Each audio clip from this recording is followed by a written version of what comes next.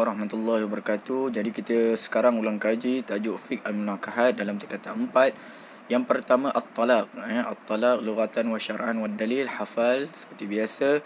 Dan untuk hukum talak ada 5. Hukum dalam syariat kita, mana-mana apa sahaja perbuatan akan ada 5 hukum, iaitu wajib, makruh, mandub, mubah dan juga haram. Okey, bila wajib, seorang suami wajib mentalakkan isterinya dalam 2 keadaan. Yang pertama, ishtaddal amr, maksudnya perhubungan mereka memang tak boleh dirawat, tidak boleh dibaiki lagi. Jadi jalan terakhir wajib ke atas suami untuk mentalakkan isterinya. Selepas 2 hakim, sama ada hakim sebelah isteri dan juga suami melihat mereka lebih baik untuk berpisah. Kemudian keadaan kedua adalah ilak. Ilak sumpah suami untuk tidak bersama isteri dia 4 bulan ke atas. Maka time tu si suami ada 2 sahaja pilihan, sama ada wajib dia mentalakkan isteri dia, yakni teruskan sumpah dia, ataupun dia rujuk, ataupun dia membatalkan sumpah dia, dan dia kena bayar kafarah lah. Okey, kemudian makruh. Bila menjadi makruh dalam nikah, bila tak ada sebab yang diterima oleh syarak, dan yang kedua sebab-sebab yang remeh. Okey.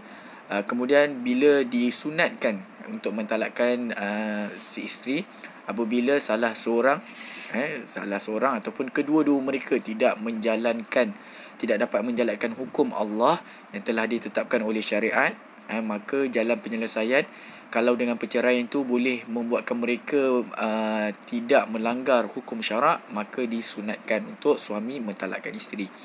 Yang keempat, mubah. Mubah ni bolehlah apa sahaja sebab-sebab munasabah yang diterima oleh syarak. Dan yang terakhir haram. Haram ni sama juga dengan tajuk yang kita akan belajar tajuk selepas ni, iaitu talak bid'i. Talak yang mana suami mentalak isteri dia, talak jatuh tetapi suami mendapat dosa kerana melakukan perkara yang haram, iaitu haid, ataupun isteri dalam keadaan suci tetapi semasa isteri suci dia telah berjima dengan isteri dan tidak jelas lagi kandungan. Yang terakhir, dia tidak menzalimi salah seorang isteri-isteri dia. Kalau dia ada ramai isteri, maksudnya isteri dia sepatutnya dapat hak itu dia tak bagi, maka haram. Dengan talak tadi boleh menzalimi isteri dia, maka diharamkan untuk dia mentalakkan isteri dia. Baik, seterusnya kita lihat di bahagian rukun talak ada 5. Mesti ada suami, mutalik, dan wilayah, sigha, mahal dan juga al-qasdu. Okey, yang tu tak apalah, tak perlu ulas panjang. Kemudian jenis-jenis talak berdasarkan zaman, masa. Macam Ustaz cakap tadi, ada bid'ah dengan sunni. Bezanya ialah bid'ah ini talak yang dilakukan jatuh talak tetapi suami berdosa. Sunni pula jatuh talak tetapi tidak berdosa. Okey. Bid'ah ini seperti mana diterangkan tadi dalam perkara yang diharamkan dalam talak. Sunni pula talakkan isteri dalam keadaan suci, tidak saghirah, tidak menopause dan tidak hamil. Maka tak ada masalah. Kalau talakkan pun tak ada masalah. Okey, kemudian kita lihat jenis talak berdasarkan imkaniyat rujuk, untuk merujuk kembali. Baik, kalau kamu lihat jadual ni, anwa'ut talak ar-raj'i, ba'in sughra, ba'in kubra. Bermakna talak ni ada 3 jenis. Yang pertama raj'i. Bila mudah dia, kamu boleh lihat di situ raj'i dibolehkan. Okey, fi muddatul iddah, maksudnya dalam tempoh iddah. Untuk raj'i dalam tempoh iddah dibolehkan, yajuz. Tetapi dengan syarat marratan wahidah wa thaniyah. Mestilah talak yang pertama dan yang kedua, baru dibolehkan untuk merujuk dalam tempoh iddah. Kolom seterusnya ba'da intihai iddah.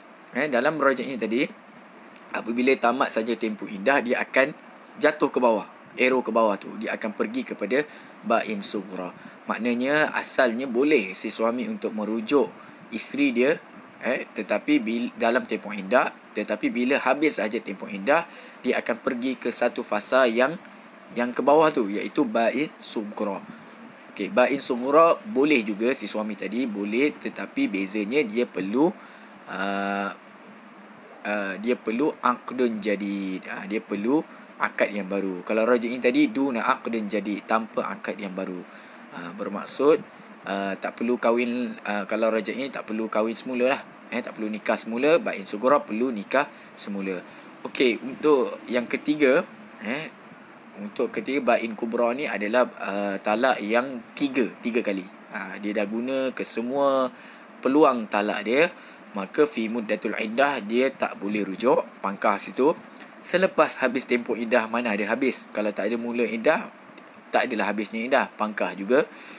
Macam mana nak rujuk dia? Hatta tunkiha ghairu wa wati'aha, sehingga bekas isteri tadi bernikah dengan orang lain dan telah disetubuhi oleh suami baru dia. Kemudian ditalak, kemudian habis sahaja tempoh iddah dengan lelaki yang suami yang kedua, maka barulah kita pergi ke fasah. Fasah ni lah antara yang paling senang sekali. Fasah ni bermaksud terbatalnya perkahwinan di antara si suami dan juga isteri. Okey, dia punya ta'arif semua, dalil kamu boleh hafal. Kita lihat anwa'ul fasah terbahagi kepada 3. Yang tengah-tengah tu al-mushtarikah, bermaksud aib. Fasah ni dilakukan kerana wujudnya aib di antara sama ada sebelah isteri ataupun suami. Sekiranya ada aib tetapi salah seorang dari mereka tidak menuntut fasah, so tak ada masalah, boleh teruskan sahaja perkahwinan. Tetapi yang menjadi masalah kalau salah seorang tak puas hatilah dengan aib tersebut. Okey, apa jenis-jenis aib yang boleh diterima untuk melakukan fasah? Kalau al-mushtarikah, aib ni wujud sama ada si belah suami ataupun isteri gila, okey, kemudian apa panggil ni, Allah, juzam, kusta, baros, sopa, AIDS dan juga murtad. Kedua-dua suami isteri keberangkalian ada aib-aib tersebut. Okey, untuk lelaki, kamu nampak simbol male tu, okey, sama ada majbub, Ustaz bubuh pisau, maksudnya terpotong zakarnya, khasa, maksudnya bahagian bawah, bahagian bawah, ataupun kita sebut sebagai telur lah, tergunting, ataupun anin, mati pucuk, ataupun tidak memberi nafkah. Okey, kemudian bahagian perempuan riqa dengan qarna.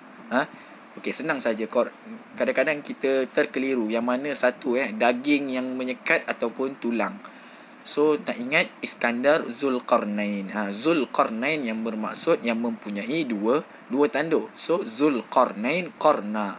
So tanduk di situ bermaksud tulang lah, tulang yang menyekat kemaluan si isteri. Maka kalau qarna itu adalah tulang, riqa adalah daging yang menghalang si isteri untuk melakukan persetubuhan dengan si suami. Okey, mudah saja. Terusnya khulu'.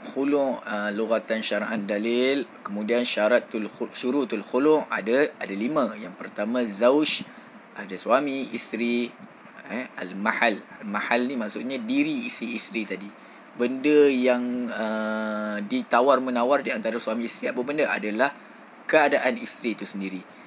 Bermaksud si isteri membayar sesuatu kepada suami, satu jumlah ataupun nilai kepada suami untuk membebaskan diri dia sendiri daripada kepunyaan suami. Okey, kemudian al-iwad, barang pertukaran tadi. Kemudian as-sirah. Okey, az-zauj mestilah aqilan balighan mukhtaran.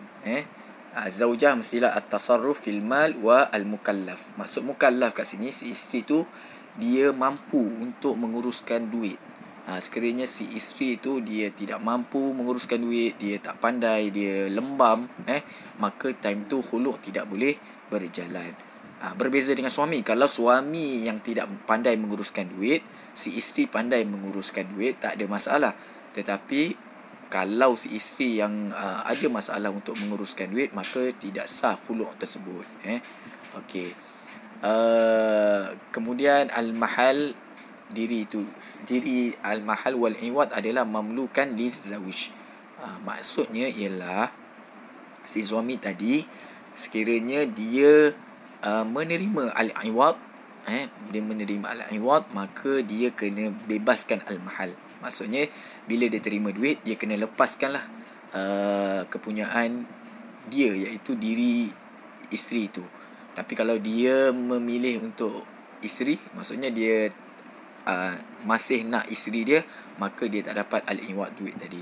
Dia boleh pilih salah satu sahaja di antara dua ni, al-mahal wal-iwad. Okey, yang terakhir as-sighah tidak diganggu dengan kata-kata yang luar daripada perbincangan khulu'. Al-muwalat kena terus at-tawafuq, maksudnya mesti persetujuan di antara suami dan juga isteri untuk nilai badal khulu' tadi. Oh, ada lagi badal khulu'. Kalau kita lihat ni, badal khulu' terbagi kepada 4. Al-manfa'ah, manfaat, maksudnya kalau ada rumah, kita bukan beri rumah, si isteri bukan beli rumah, dia mungkin beri manfaat rumah tadi. Contoh, awak boleh duduk di rumah ni selama 10 tahun contoh. Ataupun an-naqdu dalam bentuk duit, al-ainu rumah itu sendiri. Kalau manfaat tadi dia bagi duduk je, yang ni dia bagi rumah sekali, al-ain. Ataupun isqatul haq, yang mana si tanggungjawab suami isteri ambil untuk tempoh tertentu ataupun tempoh yang dipersetujui. Contoh apa? Jaga anak, susukan anak, bagi nafkah anak dan sebagainya. Bahagian ini ialah al-hadanah, iaitu lughat hadanah ni menjaga menjaga. Ada sedikit typo di situ, hifzun man la yastaqil patutnya, lam terlebih kat situ. Okey, maaf, pembetulan. Menjaga budak yang mana dia tidak boleh lagi menguruskan diri dia, memberi tarbiyah dan apa sahaja yang memberi maslahat kepadanya. Okey, dalil berdasarkan hadis Nabi kepada seorang perempuan yang mana dia diceraikan oleh suami dia, kemudian dia tak dapat jaga anak lah. Kemudian dia mengadu pada Nabi. Nabi kata, anti ahaqqu bihi ma lam tankahi. Okey, kemudian ini susunan hadanah. Kamu lihat sini. Yang pertama, al-um, ibu tu sendiri. Ustaz bahagikan siap-siap. Kanan sebelah ibu, kiri sebelah ayah. Yang pertama, 1, 2 sebelah ibu, 3, 4 sebelah ayah. Ibu kepada ibu, nenek ibu. Kemudian 3 pergi ke ayah pula. Kemudian ibu ayah. Yang kelima, al-ukhtus syaqiqah. Maksudnya adik-beradik seibu sebapa. Sebab tu dia campur sekali ibu dan bapa. Yang keenam, ayah. Kalau mula tadi 1, 2 ibu, yang keenam mula pada ayah. Kemudian 7, 8 belah ibu, adik-beradik ibu. 6 adik-beradik ayah, 7 adik-beradik ibu. Kemudian makcik sebelah ibu, dan akhir sekali makcik sebelah ayah. Okey, syurutul hadanah ni juga ada 6. 1, 2, 3, 4, 5, 6. Okey, mungkin kamu boleh singkatkan dengan akronim ba'a akhun. Ba'a akhun, telah membeli abang. Okey, ba tu bulu, alif islam, ain ifah, alif lagi iqamah, kha ada 2, akhun, akhun. Sebab tu Ustaz bubu tasydid. Dia al-khalwu min zaujin ajnabi, al-khalwu min al-amrad. Ada typo juga, ad-daimah, al-aimah pula. Ad-daimah, typo kat situ. So kena boleh ingatlah susunan ini.